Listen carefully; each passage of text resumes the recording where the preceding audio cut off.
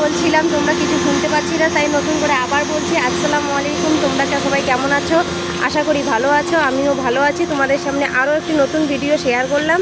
তুমি জানি না কীরকম লেগেছে তোমাদের, যদি ভালো লেগে থাকে শেয়ার করো, কমেন্ট করো ও লাইক করো।